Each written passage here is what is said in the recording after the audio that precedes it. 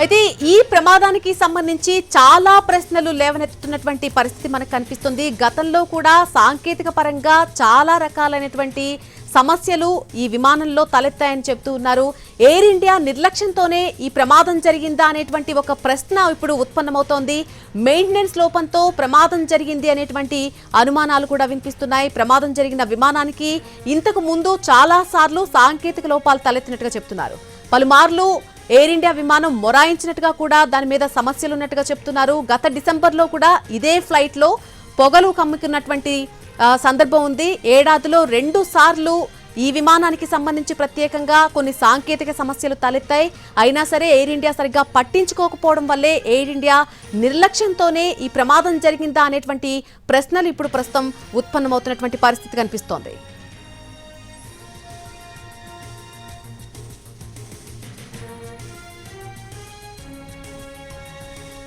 గతంలోనే 2 సార్లు ఈ విమానం మొరాయించినట్టుగా చెప్తున్నారు.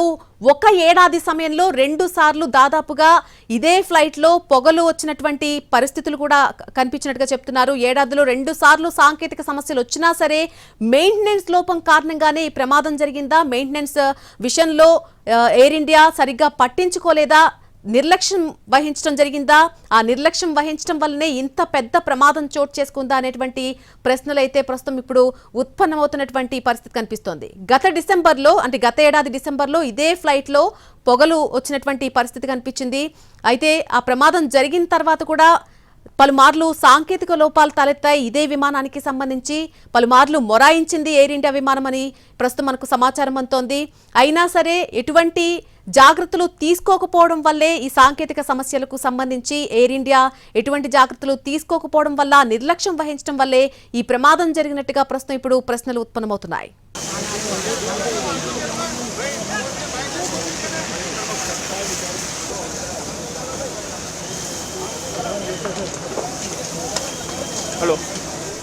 ఎయిర్ ఇండియా నిర్లక్ష్యంతోనే ఈ ప్రమాదం జరిగిందా అనేటువంటి ప్రశ్న వినిపిస్తోంది. అంటే అవును అనే సమాధానం అయితే గట్టిగానే వస్తోంది. ముఖ్యంగా మెయింటెనెన్స్ లోపంతో ఈ ప్రమాదం జరిగింది అనేటువంటి అనుమానాలు వ్యక్తమవుతున్నాయి. ఇప్పుడు అందుకు గతంలో జరిగినటువంటి అనేక లోపాలు కారణంగా చూపిస్తున్నారు.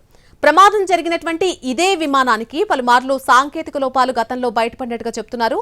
ఇదే ఫ్లైట్ పలుమార్లు మొరాయించింది కూడా.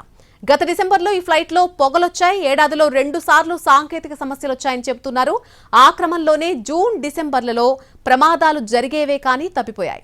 గత వారం ప్యారిస్ వెళ్తూ ఉండగా షార్జాలో ఎమర్జెన్సీ ల్యాండ్ కూడా అయింది ఇదే విమానం. ఇన్ని జరుగుతున్నా సరే, డీజీసీఐ అలర్ట్ చేసినా సరే ఎయిర్ ఇండియా పట్టించుకోలేదు అనేటువంటి విమర్శలు, ఆరోపణలు ప్రస్తుతం తలెత్తుతున్నటువంటి పరిస్థితి కనిపిస్తోంది.